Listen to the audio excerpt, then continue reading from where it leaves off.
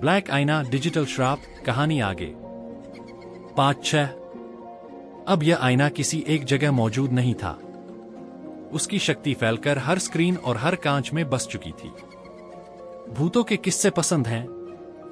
Ram Kumar channel को अभी subscribe करें। नई और डरावनी कहानियों के लिए घंटी दबाना न भूलें।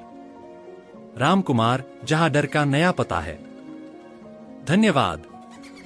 लोगों ने नोटिस किया कि जब वे अपने मोबाइल का फ्रंट कैमरा खोलते तो पीछे हमेशा एक और परछाई खड़ी दिखती, चाहे वे अकेले ही कमरे में क्यों न हो।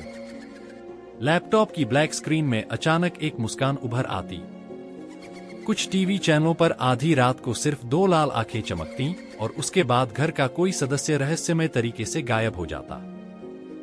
सरकार ने इसे सिस्टम हैकिंग और साइबर अटैक कहा, लेकिन विक्रम और आशा जानते थे कि यह साइबर नहीं बल्कि श्राप का नया रूप था। जरा सोचो, हर मोबाइल का फ्रंट कैमरा, हर कार का रियर व्यू मिरर, हर लिफ्ट का शीशा, सब अब ब्लैक आईना के दरवाजे थे। कुछ दिनों में ही गुमशुदगी की संख्या हजारों तक पहुंच गई। लोग रात को स्क्रीन पर लाल आंखें देखकर पागल होने लगे। डर इतना गहरा हो गया कि लोगों ने शीशे तोड़ दिए, मोबाइल फेंक दिए और खिड़कियों को लोहे की चादरों से ढक दिया। लेकिन इससे कोई फर्क नहीं पड़ा, क्योंकि अब वो औरत सिर्फ शीशों में नहीं बल्कि मनुष्यों की आंखों में भी दिखने लगी। जो लोग डर के मारे लगातार उसे याद करते, उनकी आंखों में धीरे धीरे लाल चमक आने लगी और वे खुद उसके दूत बन गए। विक्रम और आशा ने समझ लिया कि अब इसे रोकना नामुमकिन है। उन्होंने आखिरी कोशिश की। उन्होंने दुनिया भर के वैज्ञानिकों को जोड़कर एक प्लान बनाया। अगर हम पूरी दुनिया की सभी स्क्रीन और नेटवर्क को एक साथ ब्लैकआउट कर दें तो शायद इसका रास्ता बंद हो जाए। लेकिन सवाल यह था, क्या इंसान बिना स्क्रीन और तकनीक के रह भी पाएगा? और अगर ब्लैकआउट किया गया तो क्या वाकई आईना मिट जाएगा या अंधेरे में और भी ताकतवर होकर लौटेगा? उस रात जब प्लान एक्टिवेट होना था, पूरा शहर अचानक अंधेरे में डूब गया।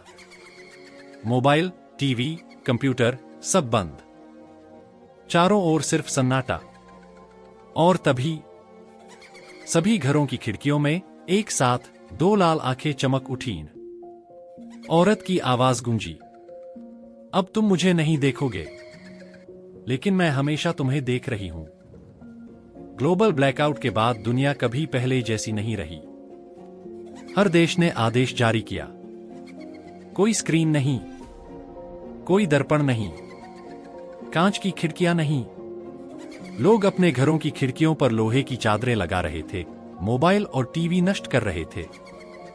बाजारों में नो मिरर जोन के बोर्ड लग चुके थे। लेकिन इंसान बिना तकनीक और शीशे के पूरी तरह नहीं रह पाया। कुछ लोग चोरी छिपे पुराने फोन और कैमरे रखते थे और वही सबसे पहले गायब होने लगे। धीरे धीरे ये साफ हो गया कि श्राप मिटा नहीं बल्कि फैल चुका है। अब वह औरत केवल शीशों में ही नहीं बल्कि परछाइयों में भी दिखने लगी।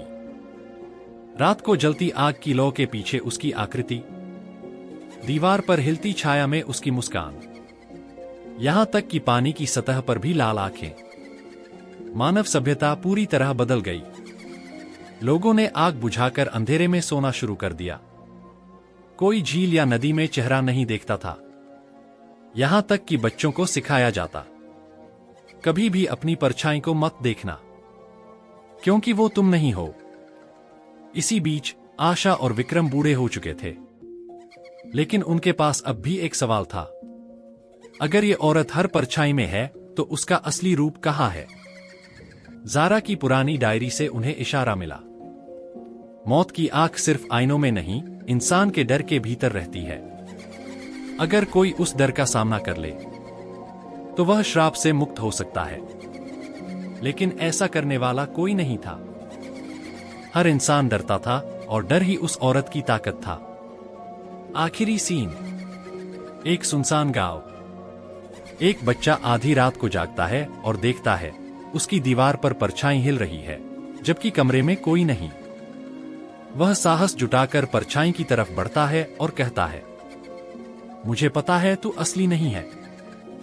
परछाई कुछ पल के लिए ठहरती है, फिर धीरे धीरे मुस्कुराती है, वही लंबी खतरनाक मुस्कान, और फुसफुसाती है, तू पहली गलती कर चुका है मुझसे बात करके। बच्चे की चीख पूरे गांव में गूंज उठती है, और अगली सुबह उसकी जगह दीवार पर सिर्फ एक नया चेहरा नजर आता है। तो दोस्तों, कैसी लगी आज की कहानी? अगर आपको डरने में मजा आया तो राम कुमार चैनल को अभी सब्सक्राइब करें और घंटी दबाना न भूलें, ताकि हमारी कोई भी नई और डरावनी कहानी आपसे मिस न हो। मिलते हैं अगली बार एक और रोंगटे खड़े कर देने वाली कहानी के साथ। देखते रहिए राम कुमार, जहां डर का नया पता है।